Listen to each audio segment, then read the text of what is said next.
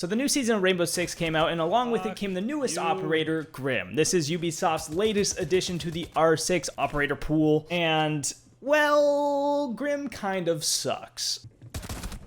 Oh my god. I did a video just like this last season when Sense came out, and you guys seemed to enjoy it, and I really liked hearing back from you guys what your thoughts were, so please let me know in the comments. And if you want to watch that one, you can too. I mean, Sense is pretty good now. They fixed the recoil, so it's okay, and he's pretty cool.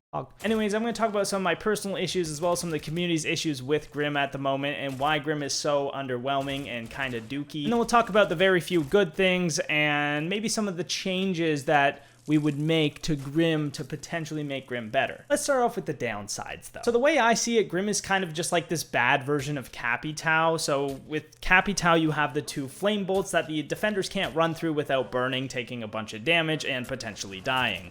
But with Grim, it's a little different in the sense that it's just info. The only thing you're gaining out of these beehives is just the information if a defender is in that area, whereas with Capitao, they would burn to a crisp. So in this sense, Grim is just kind of a worse version of Capitao, plus Capitao has the smokes on top of that, and even better secondary utility like the hard breach tool. The other thing about that is Grim's hive launcher takes even longer than the Capitao bolts to deploy and to actually use, so it's just a slower, worse version of what Capitao brings already. And the thing that sucks about that is Capitao is already a semi-risky operator to play. I feel like when I played Capitao before, there were a lot of times where I get caught off with my bolt launcher out and shot in the face because I'm, you know, risking pulling it out to shoot it at an angle just to die, and it's awful and it sucks. Grim is like this, except even slower and even higher risk, and it's very, very annoying, and it makes me pissed. Going back on that note about secondary utility, Grim has the two worst secondary options in the game, Claymores and Breaching Charges. Now, Claymores and Breaching Charges definitely have their place in Rainbow Six, but they're nowhere near as strong as grenades at the moment, and even EMP grenades or hard breach tools. So having these two is also a bit sad. On top of that, there's only a one-time scope option for Grim's gun, so you can't get those longer range scopes for those longer range fights, and as an attacker, that's something that's kind of nice, because when you open up those breaches and get those long angles, having the higher zoom scopes is something that helps you out. People like the longer range options on the attack,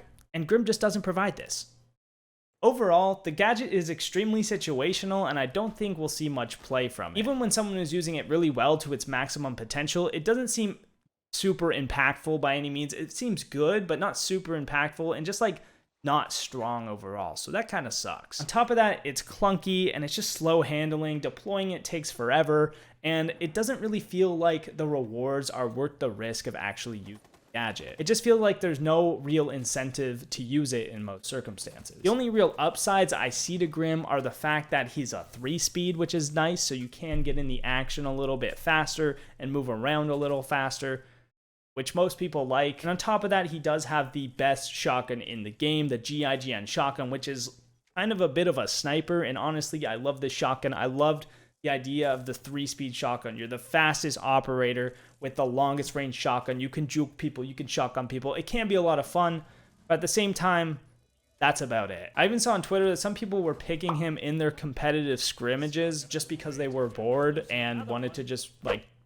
troll a little bit. So it's a pretty bad sign when you see that people are using him as a troll pick. Okay, so at this point you might realize Grim sucks. But how could Ubisoft actually improve Grim to make him better in a team composition or just not an extremely situational pick? I asked this question to my Twitter. Go follow me. I make tweets, and I got some ideas on how other people would improve Grim, incorporated them with my own to make the ultimate Ubisoft, please make the operator better guide, or just this video, whatever you want to call it. First kind of quick fix that we could do to improve Grim is just give him grenades. This is an instant way to make any operator better. If there's an operator that seems underwhelming or not as good as most other operators, giving them grenades is a very easy way to boost them up a bit in the pick phase and make them a little more useful. I'm not a huge fan of this because it doesn't actually fix the root of the problem, which is just the shitty gadget. And on top of that, Grim has 5 of these, so Grim could just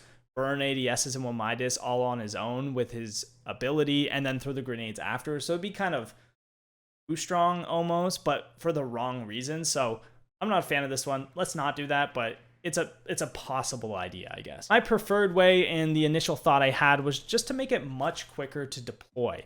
make it so you're able to spam the ability. Right now, if you try to spam it, there's a very long, like 1.5, 2 second waiting period before you can shoot another hive. And I really don't like that. It makes it feel very clunky. So if you could just spam all 5 in a matter of 3 seconds, it'd be a great way to just flood it all out, make it fast, make it easier to use, speeding up the time it takes to recover after it, take it out, undeploy it. All that stuff takes way too long, and it's so clunky, awkward, and it's just not fun to use. Another way to fix this problem would just make it like throwable, like an impact grenade, where you just chuck the hive. And if you could just do this really fast, just chucking hives everywhere, then that would also work. Get rid of the launcher. I mean, it looks pretty cool, and they probably wouldn't get rid of the launcher, but that is also another option. Another thing I think would be super cool would to introduce some sort of damage effect or a debuff that the defenders get when they're inside of the swarm, rather than just getting that ping and getting tracked. I think it'd be cool if they were slowed, or if it did a little bit of damage like a goo mine. That way they can't just sit in it, and that way it has a more negative effect for the defenders running through it. Even something cool like bees appearing up on the defender's screen and they have to like swat them away to get rid of the track effect. That would be something that's also cool. They have to, leave the swarm, swat away the bees, and then they're not getting tracked anymore, and then they can proceed, kind of thing. Another cool idea I saw was to increase the size of the swarm. So almost like Smoke's canister effect, where it has a larger radius and makes it much more difficult to just avoid them, and it has a longer duration. So this way, they're just slightly more powerful and slightly less underwhelming and slightly less useless. The biggest thing people mentioned to deal with that clunkiness, like I was mentioning, was to just make it an underbarrel attachment like Buck. This was something like everybody was saying, and I thought that was cool. I thought that'd be a great idea. It would get rid of that problem and also make it still realistic. Again, I don't think they would get rid of that hive launcher thing, but building off that underbarrel attachment system, we could add in like a bounce effect to it to make it even better. Something like the Sova dart from Valorant, where it bounces off walls. You can choose how many times it bounces, 1 or 2.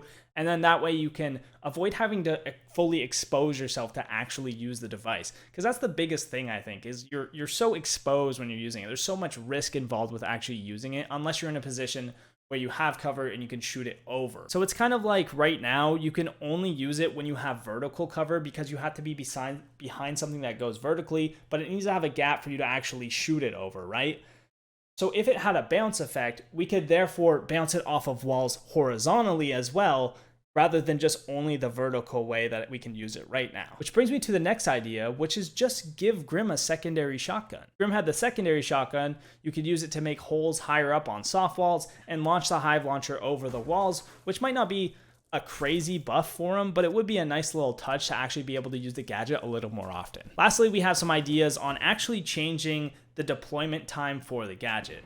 But right now, what happens when you use it is you deploy it, it clings to the wall or roof or whatever, it opens up, it drops the hive out, it then opens up again, deploys the bees, etc. It takes like 2 or 3 seconds before you're actually getting those pings and before the bees actually show up. So the first fix to this would be we could make it more instantaneous, similar to Capitão's Firebolt, where you shoot it and it instantly drops the fire. If we shot the beehive launcher and it instantly dropped the bees, it would just be slightly better and wouldn't give the defenders time to actually run from it, which would make it ultimately much stronger. On the opposite side of that, we could make it more like the Nomad charge, where it's proximity based, and if a defender walks past it, it then releases the bees and tracks them. That way you could play Grim more like a flank watch operator, similar to Nomad, where you get the info pings if somebody is flanking, and I think this would be really cool. It also just allows you to set up in ways that you can like trick defenders or trap defenders or lure defenders into areas where you want them, and then they set off the bees and then they get collapsed on the second you get the info. I think this is probably better than the instant version. It would be much stronger, but it'd be similar to Nomad charges without the detriment of not being able to shoot back. I think it would be cool. It's a good info flank watch similar to Zero, but it's not something that makes you rely on drones. It would be very, very strong, I think, and if this were the case, I think we'd have to reduce it from 5 to like 3 or 2 canisters, but I think it's a cool idea, and it's definitely something that could make him good. And of course, one of the most obvious changes that I haven't talked about is just give Grim some better scopes. Give him a 1.5, a 2.0, a 2.5. I think Grim is just so underwhelming and so underpowered that maybe we just do give him nades in a 1.5 sight and he's better. Like literally, because Grim is shit, man. Shit. Let me know what you would change about Grim, what your thoughts are, and if you like the video, you want to see some more, make sure to subscribe to the channel. Really helps, and I really appreciate it. We're getting very close to 100,000 subscribers, so I'm very excited about that. See you next time. Awesome poggers.